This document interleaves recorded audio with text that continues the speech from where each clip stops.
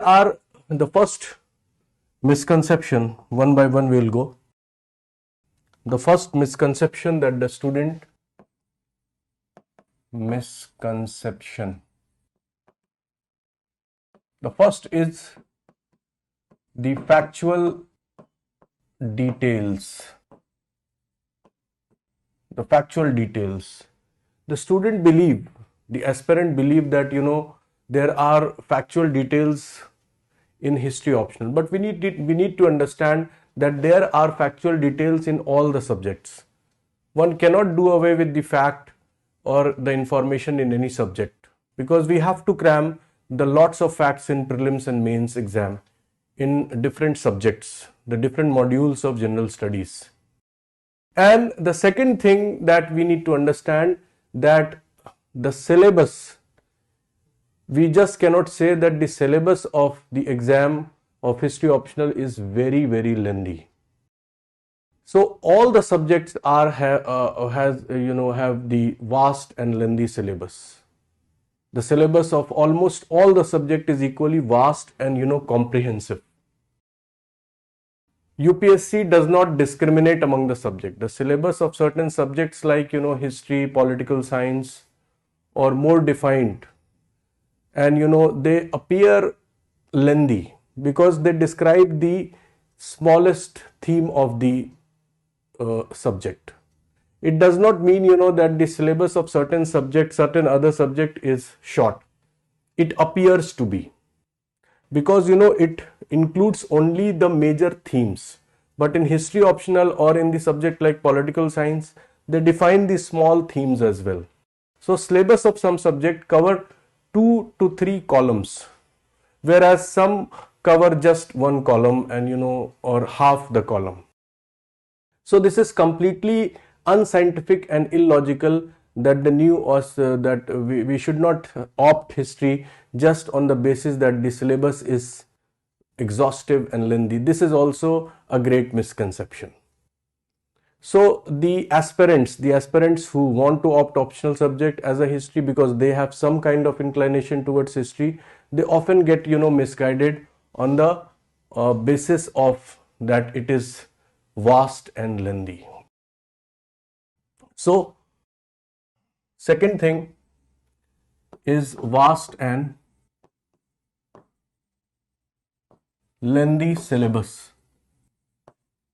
This is again a very wrong misconception. I told you the reason why it is not. So UPSC do not discriminate as such. More or less the syllabus are same. The third is the analytical and broad understanding. This is required.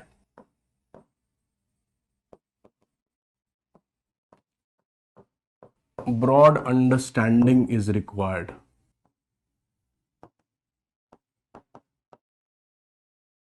You don't have to memorize small facts in optional, though in GS to some extent we do that. So when we prepare history as an optional subject, we do not require cramming of crude facts. Analytical understanding, broad information with conceptual and developmental clarity is required to answer the questions of the history optional exam. So for example, if you want to study the origin of Rajputs, so there are different debates related to origin of Rajputs. If you want to study the debate related to feudalism, the genesis of feudalism, or Aurangzeb's religious policy or Aurangzeb's Deccan policy, there are debates associated with it, with few important facts that you have to remember. But it does not mean that you have to remember all the facts.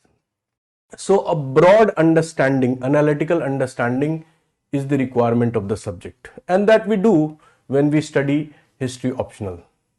So it is also a great misconception that you have to memorize, you have to cram lots of facts. So another misconception that I keep on hearing, that we do not get good marks. See, the good marks totally depend on the candidate and not on the subject. Good marks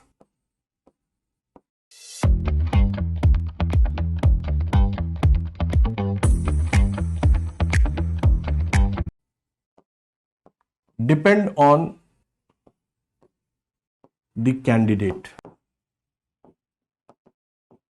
It depends on the candidate. See, there are two broad categories, broad basis, you can say, of opting any optional. One is that it's popular, and the second is that it is scoring.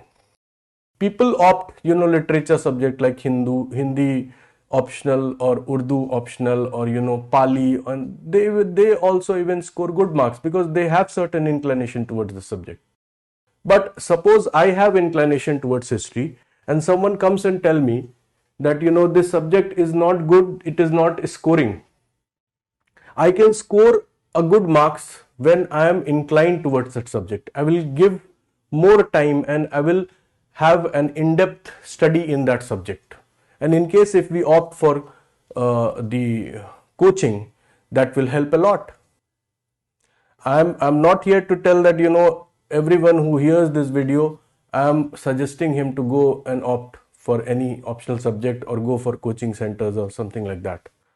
But yes, your inclination is the prime thing. Suppose if I don't have inclination towards public administration, and if someone comes and tell me that it is very scoring, or political science, but I have no inclination towards political science or geography or history.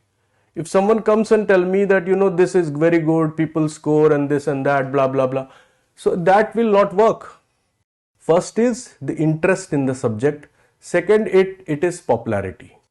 People taking English literature in their graduation, they also opt history and geography, and the engineer students, they opt for history, geography, political science, pub-ad. So it depends on the interest, the inclination towards that subject. And second thing is the the popularity of the subject. And the third thing is the hard work, smart hard work of the student. This is the third category, and in fact the most important category.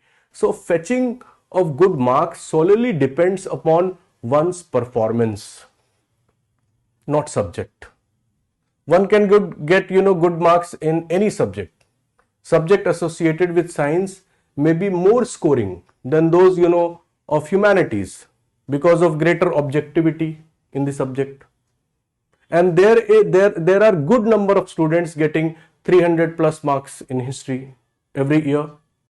290, 280, 300, close to 300 is very, I will not say that it is very easy, but yes, it is possible.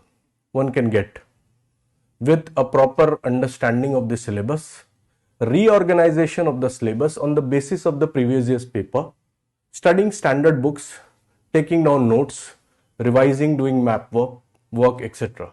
So one can definitely, get good marks. So according to my perception, this is my understanding that, all the subjects are good. Every subject is good.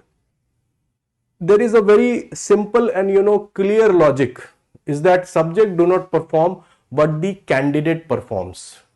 The syllabus of almost every subject is equally lengthy and they demand, equal amount of hard work. The syllabus of all the popular subjects like history, geography, political science, etc. are equivalent, equally vast.